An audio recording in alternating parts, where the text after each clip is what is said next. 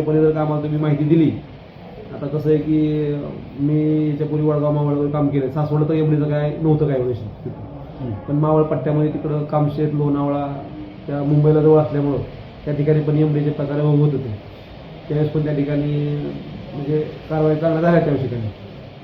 त्याच पद्धतीनं आता इकडं सुद्धा एमडीच्या बाबतीमध्ये गोपनीय माहिती घेऊन त्यांचे जे कोणी एजंट असतील, पुरवठा करणार असतील किंवा काय असतील, आणि आमचं सर्वसामान्य नागरिकांना, पत्रकारांना सगळ्याच आव्हान आहे. एमडी सगळ्याचा दुश्मन येतो. आज आपल्या घरात जायला नसाल तर कधी येऊ शकतो आपण सांगू शकत नाही.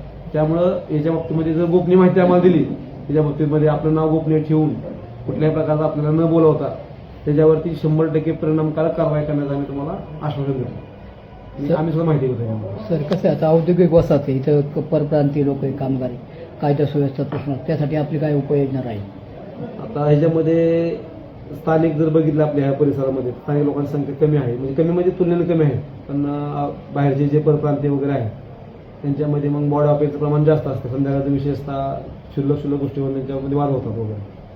तर त्याच्यामध्ये अशा वेळा बघून आपण की ज्या ठिकाणी वाद वगैरे होतात किंवा काय अशा ठिकाणी आपण पेट्रोलिंग वगैरे नेमू, असे जे काय मजूर कट्टे अड्डे आहेत वगैरे त्या ठिकाणी सुद्धा आपण थोडंसं पेट्रोलिंग वगैरे करून त्याच्या दहशत राहील असं आपण त्या पद्धतीने आपण नियोजन करू. आणि जे मालक असतील, भाडेकरू वगैरे ठेवतात वगैरे, त्यांनाही आमच्या सूचना आहेत, विनंती आहे की आपल्याकडे जे भाडेकरू असतील तर त्यांचं आपण व्यवस्थित माहिती ठेवणं गरजेचं आहे. जेणेकरून एखादी घटना जर घडली तर त्यांचं आपल्याला मागवून घेणं सहशक्य होऊन जातं. नाहीतर कसं होतं की मग नाव फक्त एक सिंगल नाव काहीतरी असते, ते आपल्या आरोपीला ट्रेस करता येत नाही. दुसरं असं की आपली माहिती आहे, पोलिसांच्याकडे आहे किंवा मालकाच्याकडे आहे, आपण एखादी गोष्ट केली तर आपल्यापर्यंत पोलीस पोहोचू शकतात. एक भीती पण असते एक प्रकारची. त्यामुळं आपण त्याचं एक रेकॉर्ड मेंटेन ठेवण्याचा आपण प्रयत्न करू. तसेच जे कॉन्ट्रॅक्ट असतात लेबर पुरवणारे वगैरे त्यांना आम्ही सूचना देऊ. त्या पहिल्या पण त्याच्याकडे असेल पद्धत की आपल्याकडे जे लेबर असतील त्यांची माहिती आपल्याकडं.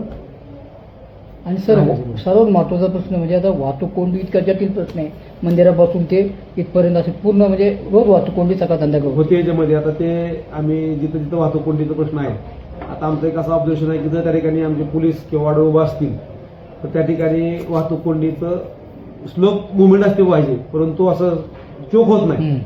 त्या ठिकाणी आमची प्रायोरिटी असणार आहे की अशा ह्याच्या वेळेस तर कमीत कमी त्या ठिकाणी आमचा एक माणूस त्या ठिकाणी उभा असणार आहे. मी आता कालपासून सूचना दिलेली आहे की आपण त्या ठिकाणी असणं खूप गरजेचं आहे. वाटल्यास ज्यावेळेस वेळ चालू आहे त्यावेळेस ठीक आहे, ज्यावेळेस तिथं कट आहे त्या ठिकाणी जर काय एखादं मोठं वाहन जर का तुम्ही टर्न घेतलं किंवा काय केलं तर ते मग दोन्हीकडून वाहन थांबतात.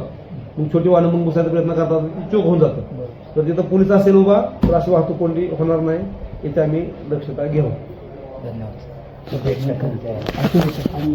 मला पाठवते नंबर.